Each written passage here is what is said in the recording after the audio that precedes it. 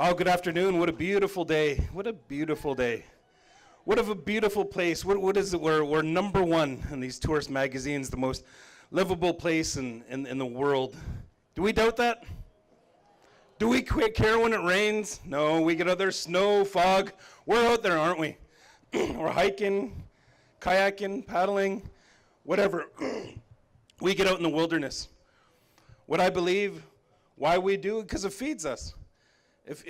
Sometimes I work in the city, and then when I go back to the North Shore and I go back to the mountains and I go back to the woods, it like replenishes our spirit, doesn't it?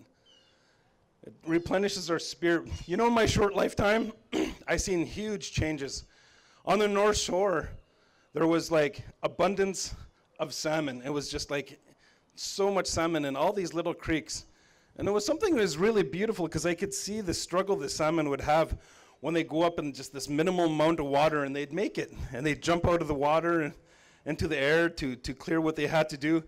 You know, that was something really special to me that I saw that I was growing up. I used to spend hours just walking along the creek, just enjoying that. In my short lifetime, that changed. It changed in such a drastic way that, you know, I have two children, and they haven't seen what I saw.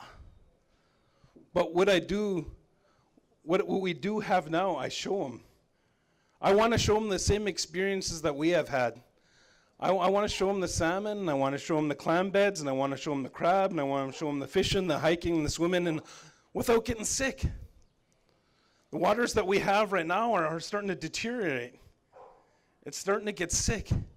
You know, how could we keep voting this the most beautiful place on earth when we're standing by and we're letting some of these things happen? And that's something that we have to do something about.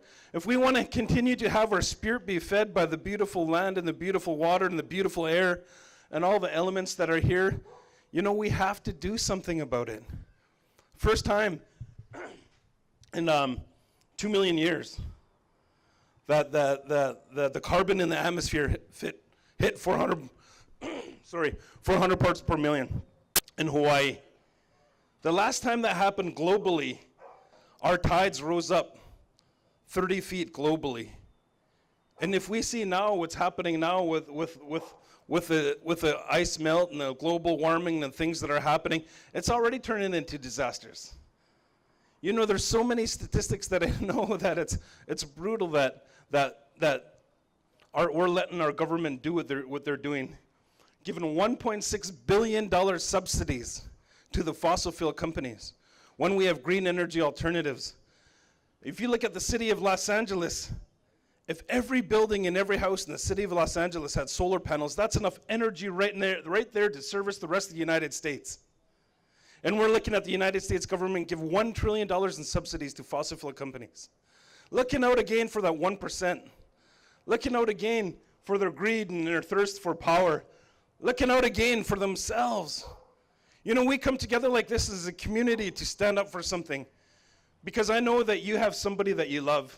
And I see lots of children here that we want them to continue to experience the beautiful land we have, what they say is the most beautiful place on earth. And this is something we have to stand up for. I changed careers for this because there's something that has to be done to stop this government. Something that has to be done to stop this craziness of what's going on by these fossil fuel companies. Alberta tar sands, one of the biggest industrial projects in the world, takes 2 tons of earth to get 1 barrel of oil, 3.5 barrels of water to get 1 barrel of oil, getting close to 2 million barrels a day. And that's just ludicrous of what they're doing when we see our relations who live close to their one of the highest concentration rates of cancer. I had an opportunity to speak directly to Kinder Morgan in a town hall meeting, and I asked them, I said, what are you going to be doing for your future generations? Thank you so much. Because I asked my kids, I said, my career change, you know, things will be different. What do you think? And they said, let's do it. And they didn't say, go ahead, Dad, do it. And they said, let's do it. And I told Kinder Morgan, I said, you know, I said, if you win, we all lose. If you get what you want, we all lose. If I win, you, me, and everybody win. Because what people got to understand, and what I hope the media say more, This isn't a First Nation problem. This is an environmental person problem. This is everybody's problem. When we come here and we stand up, it is not for anything that we believe is selfish for us and what we believe. When we stand up, I want them to know that we're doing it for you. When I see police coming in and stopping these rallies in New Brunswick, I want the people to tell them, those police, that we're doing it for you. When the media are writing a story, we want them to know that we're doing it for them. Even in the dysfunction of where Kinder Morgan and our government, where they're stuck in greed and power, we're doing it for them too. They're a part of the human race because they're too blind. We're going to do it for them too.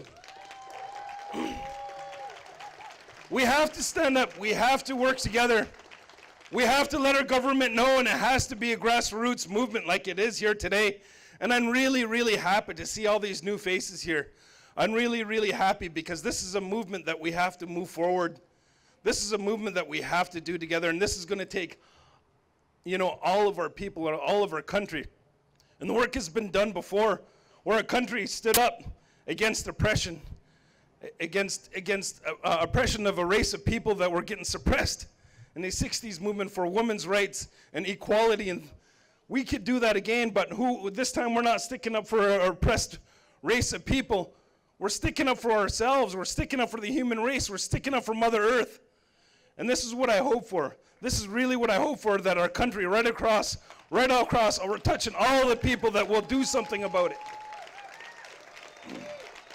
So I thank you very much for giving me an opportunity to share, and give yourself a hand for coming. Thank you so much.